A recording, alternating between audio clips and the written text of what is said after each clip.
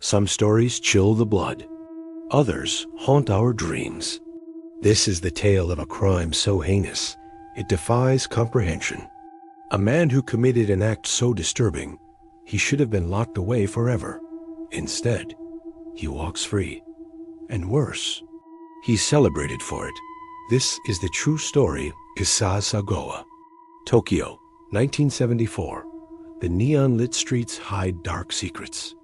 A young literature student at Wako University harbors an unspeakable desire. Issei Sagawa, 24 years old, is consumed by thoughts of consuming, not human flesh. One night, he follows a German woman to her apartment, waits in the shadows, breaks in, knife in hand. His goal isn't murder.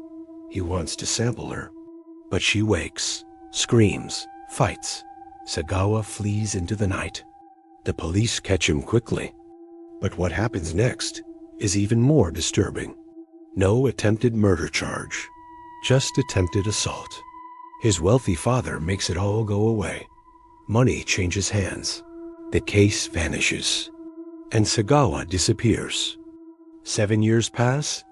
A new city, a new language, the same hunger. Paris, 1981. Sagawa is now a student at the prestigious Sorbonne. He meets Renée Hartevelt. She's brilliant, kind, trusting. He invites her to his apartment to discuss German poetry. She has no idea she's walking into a trap. As she sits down to read, Sagawa raises a rifle. One shot. Silence. Renée is gone. But for Sagawa, the nightmare is just beginning. For 2 days, he remains in that small apartment, photographing, documenting. Later, he tells investigators, "I wanted her to be part of me forever." He consumes parts of her body, some cooked, some raw. He doesn't run, doesn't hide. He calmly prepares to dispose of what remains. June 13th, 1981. Oise de Boulogne Park. 2 blood-stained suitcases lie abandoned near a lake. Inside, the partially consumed remains of Renée Hartevelt. Sagawa is arrested within hours. He confesses immediately, calmly, almost proudly. There's no mystery to solve, only horror to comprehend. The French legal system recoils. Sagawa is deemed mentally unfit to stand trial. He's confined to a psychiatric hospital. 2 years later, he's deported back to Japan. And that's when justice crumbles. Japanese doctors declare him sane, but France refuses to release the case files. Without them, Japan can't prosecute. Sagawa checks himself out of the hospital and walks away, free. What happens next defies belief. Sagawa doesn't hide from his past. He embraces it. He writes books, appears in documentaries, even works as a food critic. He describes his crime in sickening detail, claims he no longer has the urge to kill. In one chilling interview, he casually remarks, "Human flesh? It's not as good as you might think. No remorse, no shame, just fame." Today, Issei Sagawa lives in Kawasaki City, Japan. An old man now, but the shadow of his crime looms large. One life ended, another forever changed, and the man responsible never spent a day in prison. Some monsters hide in the dark, others bask in the spotlight. Renée Hartevelt's family has never found peace. Her brother, Frank, spoke out years later. "He's free. My sister is dead. Where is the justice in that?" The answer is that there is none. Sagawa's notoriety has only grown over the years. He's been featured in art exhibits, referenced in songs. His story has been told and retold, each time adding to his infamy. In 2018, a documentary titled Cannibal explored his life and crime. The filmmakers described him as lucid and intelligent, words that should never be used to describe a man who committed such an atrocity. The question lingers, how did this happen?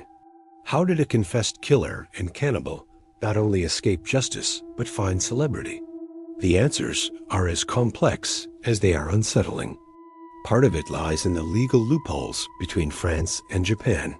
When Sagawa was deported, crucial evidence remained in France. Without it, Japanese prosecutors felt they couldn't build a solid case. It was a bureaucratic nightmare that allowed a killer to slip through the cracks. But there's something deeper at play. A morbid fascination with the taboo. Sagawa tapped into humanity's darkest curiosities. He spoke openly about an act so horrific, it both repulsed and captivated. In a world of true crime obsession, he became the ultimate subject, a living, breathing monster willing to tell his tale. His books sold well. His art exhibitions drew crowds. Even those who claimed to be disgusted couldn't look away. Sagawa became a mirror reflecting society's worst impulses back at itself. And in doing so, he profited. The ethical questions are endless. Should publishers have given him a platform? Should filmmakers have pointed their cameras his way? By consuming his story, did the public become complicit in his escape from justice? There are those who argue that Sagawa's freedom is its own form of punishment. Forced to live with the weight of his actions, always in the public eye. But is that enough? For Renee's family, for those who believe in true justice, the answer is a resounding no. Sagawa's case exposes the cracks in our legal systems, the gaps between countries where criminals can slip through. It shows how wealth and connections can influence outcomes. And it reveals our own complicated relationship with the darkest aspects of human nature. As the years pass, Sagawa's health has declined. He suffered a cerebral infarction in 2013, partially paralyzing him. Some might see this as karmic justice. But for those who loved Renee, it's cold comfort. No illness can erase the pain of what he did. The story of Issei Sagawa forces us to confront uncomfortable truths about justice, about fame, about our own morbid curiosities. It's a reminder that sometimes the monsters don't hide under the bed. Sometimes they write books and give interviews. Sometimes they walk among us unpunished. This was the true story of Issei Sagawa, a man who turned unimaginable horror into twisted fame, a killer who escaped justice and found notoriety instead. Remember his name, not in celebration, but as a warning, of what happens when the darkness goes unchecked, of how easily evil can slip through our fingers. Until next time, stay vigilant. Stay in the light.